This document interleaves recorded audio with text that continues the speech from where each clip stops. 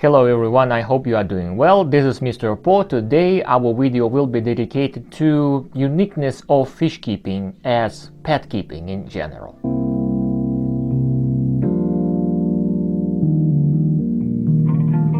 So I think that everybody knows that fish keeping in some ways unique and probably special kind of hobby, special kind of pet keeping, and there are several reasons for that. The first distinctive feature of fish keeping is the fact that compared to other types of pet keeping, when we talk about fish keeping, we do not just keep fish, we keep the whole ecosystem, which means that we have to take care of the whole system in our fish tank in order to get success with fish and plants, which therefore means that we have to keep an eye on everything: water conditions, do regular water changes, trim plants if we go with aquascaping, look after the fish, their health, etc., etc.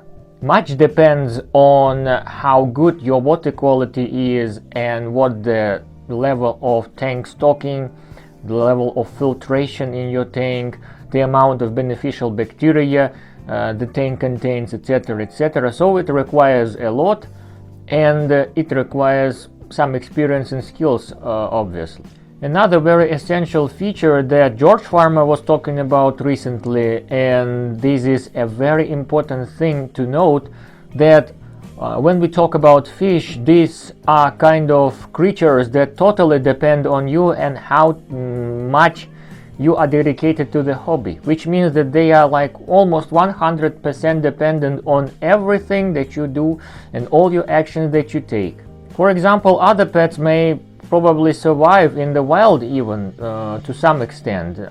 It's not a good idea anyway, because animals are domestic animals, we talk about pets. But compared to fish, they live in a closed ecosystem, which means that they cannot escape to any other area to find food or better water quality. Therefore, it means that they live constantly in a closed system, and we need to take care of it in order to make it habitable and healthy. You have to always take care of water, feed the fish, etc., etc. So every time you 100% taking care of everything. Another feature is a different way we interact with our pets when we talk about fish keeping. When it's about dogs and cats or birds as companion pets, we may interact with them directly. As for fish keeping aquariums, I think that in most cases, though there are some fish that may actually interact you in the same, almost the same way as other pets like cats or birds or dogs, like flower horns, so different types of cichlids, to some extent betta fish. But most of the time when we talk about aquascaping centered aquariums and regular fish, I mean regular in sense of being highly accessible and not very demanding in terms of care, it's not the same interaction. The fish, they live in this system, in the aquarium, and what you are supposed to do, you are supposed to observe them from the distance as a viewer. So you look at the whole picture, the whole aquarium, the plants and fish together. It doesn't mean that you are completely deprived of interaction with your fish. For example, fish, I didn't notice it before, but the longer I kept them, the more interesting features I started to notice in their behavior. They interact with each other in an interesting way. They know when it's time to feed them, for example. I think that everybody knows that. So when the owner comes to the front of the aquarium, they are usually excited and are ready to eat, because they know that probably the owner is supposed to feed them right now, though it's not all the time like that. This is the reason why we can say that they recognize the owner and they understand that it's feeding time probably. I also noticed that fish feel more energized and sometimes relaxed when you do water changes. It's interesting because usually when I start to maintain my aquariums and clean the gravel, they are curious. They always want to see what's in this hose, etc., etc. Usually it is motivated by food and sometimes just curiosity, especially when we talk about tetras. I have noticed that tetras are really curious, neon tetras in particular. They are always exploring, etc., etc. So they kind of like this disturbance when I maintain the aquarium. And they feel more relaxed and energized sometimes when the water is clean, when I change the water. Probably the chemistry and the difference in that, it affects them positively. It doesn't mean that it may affect them positively all the time, because some fish are sensitive to water changes. But when you do proper water changes, probably like 20 or 30% or more, depending on the size of the tank and how long you didn't change the water, it may affect them positively. So another distinctive feature of fish keeping, probably not a very good one, is the fact that sometimes it makes us too anxious and worried about our pets. When we see that plants suffer, or maybe fish start to show some behavior that we don't like they are sleepy, not active, they do not eat, we start worrying, asking ourselves what is happening, what is the reason. And when we don't have enough research methods to check what the exact reason is, like we do not have water testing kits, or maybe it is limited, we do not know exactly what caused the problem, whether it is disease or maybe it is just water quality and fish do not feel well and under the weather. And we are a little bit concerned about that. So what we do water changes, we add some remedies, and there are some diseases in fish that are highly recognizable. Everybody knows them, everybody knows how to treat them, like ick or fungus. So it's okay, we take measures, everything is all right. But sometimes there are some diseases and ailments in fish that are very similar to each other, and the symptoms are very similar to each other. And when we do not have a microbiological stuff at home, or maybe enough research, we basically cannot know what exactly caused the problem. And what we do, we just experiment, add some remedies and see if it works or not, and it makes us very anxious because every time we are afraid to do something wrong.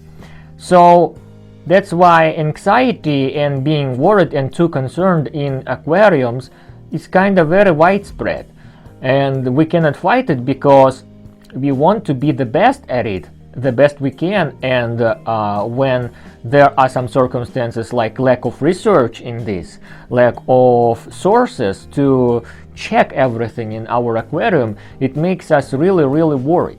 Or for example, when there is an algae outbreak in your aquarium, you try to tweak your aquarium, maybe the lights, maybe adding some nutrients, which also makes us annoyed because nobody likes algae. So finding the balance between being worried and being calm and being confident, like, okay, I have a problem, let's just decide what to do, measures that we can take, and do it. So finding this balance requires again time in this hobby. The next distinctive feature of fish keeping is that it provides us with some wilderness in urban conditions. By this I mean, when we keep other pets, we usually keep them in the same environment as we are, like birds or cats, dogs, and we interact with them, it is really cool, etc., etc. But when we have an aquarium at home, we basically try to imitate the wilderness, the wild conditions in which fish live, that you can find in the river, on the shore, etc., etc. So what we do, we create a system which is similar to the nature. It's a piece of nature at home, and you cannot have it with other pet keeping.